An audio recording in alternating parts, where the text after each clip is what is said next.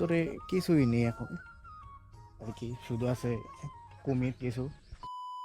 বন্ধুরা, গত পর্বে আপনারা দেখেছিলেন সুন্দরবনের ভিডিও, আর এই পর্বে থাকছে আপনাদের জন্য করমজল ভ্রমণ সহ বাগেরহাটের ঐতিহ্যবাহী ষাট গম্বুজ মসজিদ সহ খান জাহান আলীর মাজার ভ্রমণ ভিডিও। দ্বিতীয় দিন আমরা বেরিয়ে পড়ি আমাদের রিসোর্ট থেকে করমজল ভ্রমণের উদ্দেশ্যে, এবং আমরা করমজল অলরেডি চলে আসি এবং এখানে এসে আমরা কিছু বন্যপ্রাণী দেখতে পাই। এর মধ্যে উল্লেখযোগ্য আমরা চলে এসেছি করমজলে।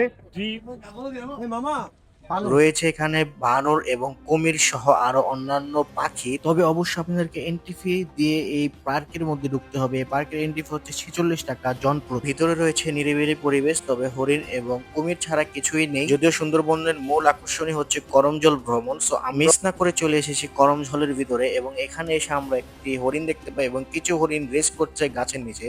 এবং ওই দিন ছিল খুবই গরম, যার কারণে সকল প্রাণী এবং আমরা নিজেরাও হাঁপিয়ে গিয়েছি।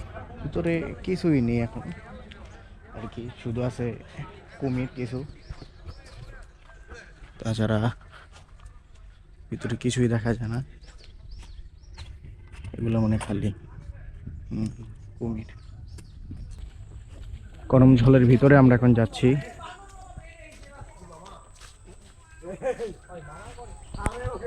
চমৎকার জায়গা আর কি, চমৎকার সুন্দর, বানানোর বেশ একটু, তবে প্লেসটা অনেক সুন্দর আর কি, ভালো লাগতেছে ঘুরে।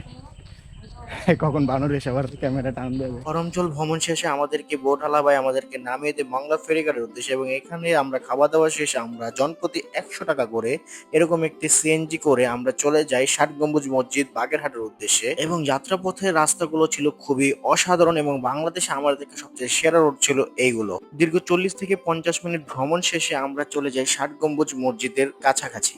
আর এই হচ্ছে আমাদের কাঙ্ক্ষিত ষাট গম্বুজ মসজিদের ভিতর সাইড, এবং এটার এন্ট্রি ফি হচ্ছে জনপ্রতি 30 টাকা করে এবং স্টুডেন্টদের জন্য 10 টাকা। চলেন এটার একটু ইতিহাস ঘাটাঘাটি করে আসি। এটি পঞ্চদশ শতাব্দীর নির্মিত একটি অনন্য স্থাপত্য। এর দেওয়ালগুলো অত্যন্ত পুরু এবং এটি তুর্কি আফগান স্থাপত্য শৈলী অনুসরণ করে তৈরি করা হয়েছে। মসজিদটি ষাট গম্বুজ মসজিদ নামে পরিচিত হলো। এই মসজিদে মোট 81টি গম্বুজ আছে। এর মধ্যে মূল গম্বুজ 77টি এবং 4 কোণায় 4টি মিনার আকৃতির গম্বুজ রয়েছে। তাহলে কেন একে ষাট গম্বুজ মসজিদ বলা হয় তা নিয়ে অনেক বিতর্ক আছে। কেউ বলে 60টি স্তম্ভের কারণে এই নাম ষাট গম্বুজ মসজিদ। তবে মসজিদের ভিতরে মোট 60টি পাথরের স্তম্ভ বা পিলার আছে, যা পুরো ছাদকে ধরে রেখেছে, এবং ভিতরের পরিবেশটা ঠিক পূর্বের মতোই রয়েছে, কোনো পরিবর্তন নেই। এবং এই মসজিদের পার্শ্ববর্তী সাইডে রয়েছে একটি পুকুর, যেটা কিনা এই মসজিদের ইতিহাস বহন করে। এর সাথে সাথে শত শত মানুষ এই পুকুরের মধ্যে অজু করে এবং কিছু লোক গোসলও করে। বন্ধুরা, ষাট গম্বুজ মসজিদ ভ্রমণ শেষে আমরা চলে যাই খান জাহান আলী মাজারে। খান জাহান আলী ছিলেন সুফি সাধক এবং এই অঞ্চলের শাসক। তিনি শুধু ধর্ম প্রচারই করেননি, বরঞ্চ পুরো অঞ্চলকে রাস্তাঘাট তৈরি করেন এবং প্রচুর দিঘি খনন করেছেন। মাজারটি একটি উঁচু ঢিবির উপর অবস্থিত। এর স্থাপত্যশৈলী মসজিদের সাথে সামঞ্জস্যপূর্ণ। এই মাজারের সামনে রয়েছে বিশাল এক দিঘি। এই দিঘির মিঠা পানির কুমিরগুলো খুবই বিখ্যাত।